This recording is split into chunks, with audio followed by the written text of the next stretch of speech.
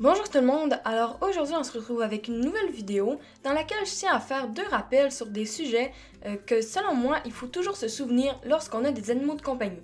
Alors juste avant de commencer, je veux dire que je n'ai pas de texte pour cette vidéo-ci, alors c'est pourquoi ça pourrait vous sembler un peu moins organisé que d'habitude, mais je vais quand même essayer de tout bien expliquer. Alors pour pouvoir mieux vous expliquer les rappels que je veux faire, je vais vous raconter une petite histoire sur notre perruche calopsite Bijou. Alors ici on a 5 perruches calopsites. Elles appartiennent toutes à mes frères. On a 3 mâles et 2 femelles. Donc, si vous ne le saviez pas, les mâles c'est Coco, Toupette et Kiwi. Et les femelles c'est Chouki et Bijou. Alors, Bijou, c'est sur elle que l'histoire va être aujourd'hui. Et puis en fait, Bijou, c'est notre perruche calopsite la plus vieille.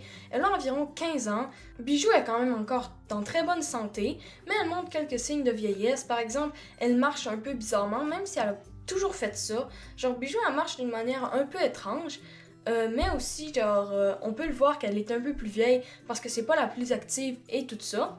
Mais encore une fois, elle est en très bonne santé. Mais cependant, récemment, Bijou a commencé à montrer des signes de maladie. Genre, elle se tenait en petite boule avec les plumes gonflées dans le fond de sa cage. Et puis une fois, elle est venue me voir comme sur une table où je suis présentement pour enregistrer cette vidéo-là. Pendant que je faisais une vidéo, je pense. Et puis, elle est venue, puis en fait, elle s'est juste mise en boule sur la table, et puis elle gonflait ses plumes, puis elle bougeait pas. Et puis elle m'a laissé la caresser avec mes mains, ce qu'elle nous laisse jamais faire. D'habitude, elle me déteste. Mais là, elle était comme toute... Elle avait l'air vraiment fragile. Et puis, j'avais même peur pour sa vie, parce que j'avais quand même l'impression qu'elle était vraiment très proche de mourir. Aussi, quand elle marchait, elle tombait souvent vers en avant. Elle avait pas un très bon équilibre. Et puis, tout ça, alors ça m'a fait un peu peur, mais après ça, le lendemain, elle allait mieux sans aucune raison. Alors, on s'est dit, ça l'a juste dû passer comme ça. Puis après ça, quelques jours ont passé, et puis après ça, elle est redevenue malade, un peu comme la première fois. Et puis elle se tenait en petite boule encore une fois, peut-être en hauteur cette fois-ci, pas nécessairement dans le fond de sa cage, mais elle montrait quand même un peu les mêmes signes. Et puis cette fois-ci, ma mère et mon frère, qui est le propriétaire de Bijou, ont décidé de l'apporter au vétérinaire. Et puis finalement, quand ils sont allés là, les vétérinaires ont pris une radiographie. Et puis en fait, Bijou avait un morceau de métal dans son ventre. Alors quand ils sont revenus ici, ils ont dû lui donner, à chaque jour, je pense, pour un petit moment, du laxatif pour qu'elle puisse, disons, évacuer le morceau de métal de son corps. Et puis en fait, ce que je voulais dire avec ça, la leçon en fait que je voulais vous passer de cette histoire-là, c'est que, eh bien, il est toujours important de faire attention que l'environnement dans lequel vos animaux sont, surtout si c'est des oiseaux comme nous, par exemple, on les laisse en liberté dans une pièce et parfois on les laisse aller comme dans un peu la grande pièce principale qui est notre cuisine connectée avec notre salon. Et puis on les laisse aller là juste pour jouer puis découvrir l'environnement puis tout ça. Alors ils sont complètement libres dans la maison, mais la plupart du temps ils sont libres dans une pièce.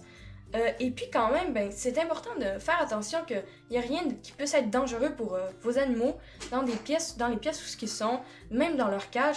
Il faut toujours faire attention qu'il n'y ait pas quelque chose qui puisse avaler comme le morceau de métal avec Bijou, parce que parfois ça pourrait leur être fatal. Et puis s'ils s'empoisonnent ou si il y a comme un courant électrique ou quelque chose puis ils s'électrocutent, ça pourrait toujours être très mauvais. Là, heureusement, elle va très bien. Maintenant, elle va beaucoup mieux.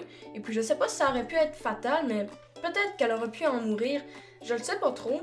Mais dans certains autres cas, il y aurait sûrement des choses, dans une pièce ou dans votre maison qui pourraient tuer vos animaux si vous faites pas attention. Donc ça, c'est le premier rappel que je vais faire. Toujours faire attention que l'endroit où vos animaux sont soit propre et qu'il n'y a absolument rien qui puisse être dangereux pour eux. Et ensuite, le deuxième rappel que je veux faire, c'est de toujours apporter vos animaux au vétérinaire quand vous voyez des signes anormaux dans leur comportement. On voit souvent des gens sur Internet qui demandent dans les commentaires de vidéos YouTube « Oh, mon hamster a l'air malade, qu'est-ce que je fais? » Mais en fait, le moment quand il se passe quelque chose avec vos animaux, quand vous voyez un changement dans leur comportement, disons qu'ils ne mangent plus ou qu'ils boivent plus, eh bien c'est très important. La première chose, c'est d'aller au vétérinaire, au moins de les appeler pour demander un rendez-vous et demander qu'est-ce qui pourrait se passer. Parce que souvent, surtout avec les petits animaux comme les cochons d'Inde, les hamsters, etc., dès qu'ils sont malades, ils pourraient mourir extrêmement rapidement. Alors c'est vraiment important que dès que vous voyez qu'il y a un changement dans leur comportement ou qu'il y a quelque chose qui va pas très bien, eh bien immédiatement de contacter vos vétérinaires pour pas que vos animaux meurent. Et puis si vous avez des parents qui vous laissent pas apporter vos animaux au vétérinaire, eh bien pensez que le mieux c'est de pas avoir des animaux dans ce temps-là. Genre si c'est mal d'avoir des animaux sans pouvoir les apporter au vétérinaire. C'est pas responsable de la part des gens qui ont des animaux, mais qui peuvent pas ou qui veulent pas aller au vétérinaire. Genre, même si vous avez pas nécessairement l'argent, soit décidez de ne pas avoir d'animaux si vous pouvez pas payer le vétérinaire, soit ayez-en, mais soyez capable de payer le vétérinaire. C'est vraiment important parce que pour pas que vos animaux meurent de manière inutile.